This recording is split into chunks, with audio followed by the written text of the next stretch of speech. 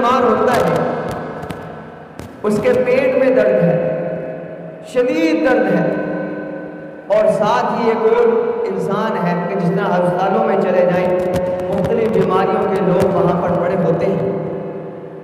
اب ہم اس کو کہیں کہ وہ دیکھو اس کی آنکھ میں درد ہے، اس کے سر میں درد ہے، اس کے پاؤں میں درد ہے، وہ جس کے اپنے پیٹ میں درد ہے وہ کیا کہے گا کہ اس کو چھوڑو، میری فکر کرو، میرے پیٹ میں درد ہے۔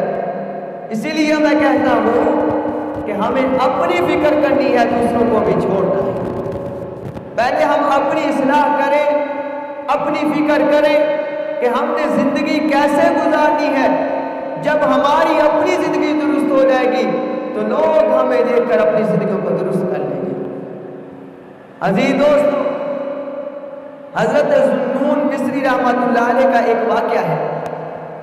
ان کے زمانے کے اندر بہت قحط سالی تھی، بارشیں نہیں ہو رہی تھی، جانور بھوکے مر رہے تھے، باغات اجڑ گئے تھے، سبزیاں سبزی دینے سے انکار کر چکی تھی، اور پانی کی پیاس کی وجہ سے انسان مر رہے تھے۔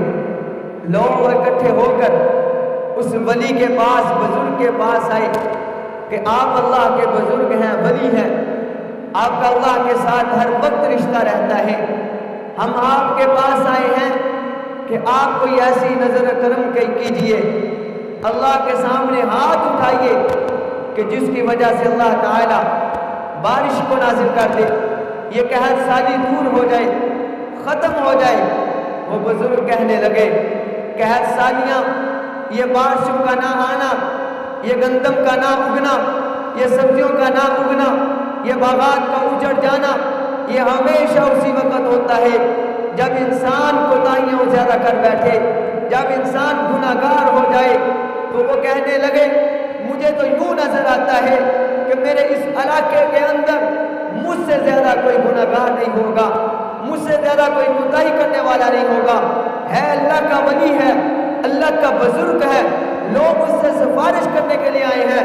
وہ آگے لوگوں سے کہتا ہے کہ مجھے یوں لگتا ہے کہ اس علاقے میں مجھ سے زیادہ کوئی گناہ گار ہی نہیں ہے۔ یہ ہوتی ہے اصلاح، یہ ہوتی ہے اپنی فکر، کہ انسان کو اپنی فکر کرنی چاہیے کہ میں کیسا ہوں، اپنے گناہوں پر نظر ڈالنی چاہیے، اپنی فکر کرنی ہے، ہم نے اپنے آپ کو دیکھنا ہے۔ آج ہم لوگوں کی غلطیاں نکالنے کے تلے ہوئے ہیں، کسی سے کوئی بات کر لو، جی فلاں ایسا، اس میں یہ گناہ، اس میں یہ گناہ، وہ ٹھیک کب ہوگا؟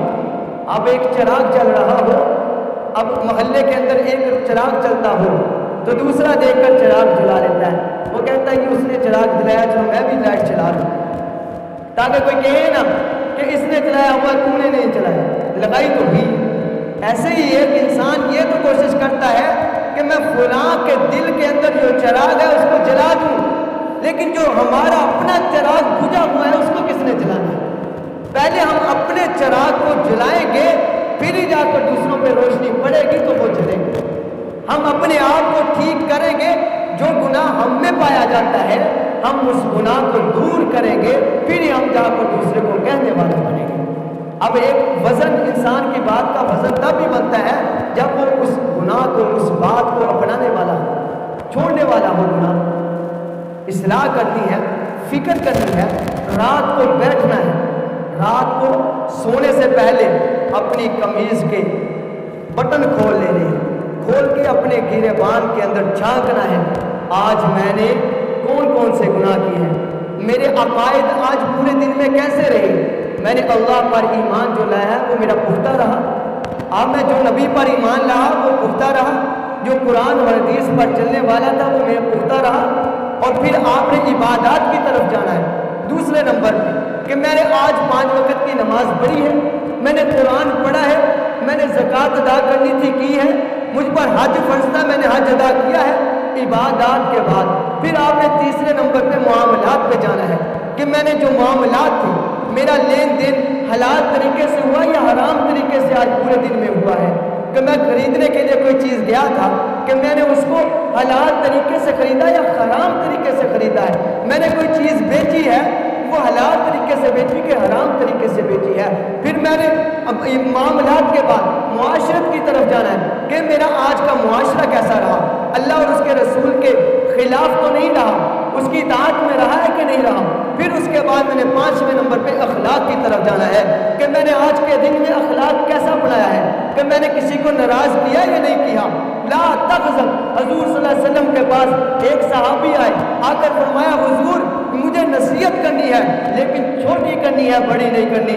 حضور نے نصیحت ایسی کی, حضور نے فرمایا لا تغضب, غصہ نہ کر. حضور غصہ نہ کر. حضور نے فرمایا غصہ کرے گا کسی کی دل آزاری ہوگی, غصہ کرے گا تو گالی نکال بیٹھے گا, غصہ کرے گا کسی کو غلط کہہ بیٹھے گا, غصہ کرے گا کسی کی غیبت کر بیٹھے گا, غصہ کرے گا کسی کی طرف آنکھیں نکال کر بیٹھے گا. حضور صلی اللہ علیہ وسلم نے فرمایا غصہ نہ کر. تو عزیز دوستو اخلاق یہ بہت بڑی چیز ہے. 5ویں نمبر پہ اخلاق ہے. سب سے پہلے عقائد ہے, دوسرے نمبر پہ عبادات ہے, تیسرے نمبر پہ معاملات ہے, چوتھے نمبر پہ معاشرت ہے, 5ویں نمبر پہ اخلاق ہے. رات کو سونے سے پہلے قمیض کے بٹن کھول کر گرے بان میں جھانک کر دیکھنا چاہیے کہ آج میں نے ان 5 چیزوں کو اپنایا ہے یا میں نے اس کے خلاف کام کیا ہے. اگر خلاف کیا ہے تو پختہ ارادہ کر کے سونا چاہیے کہ آج کے بعد کل کو میں نے کوئی بھی ایسا غلط کام نہیں کیا. یہ ہے اپنی فکر, یہ ہے اپنی اصلاح. آج ہم نے اپنی اصلاح کو چھوڑا, دوسروں کی اصلاح کرنے پہ تلے ہوئے ہیں.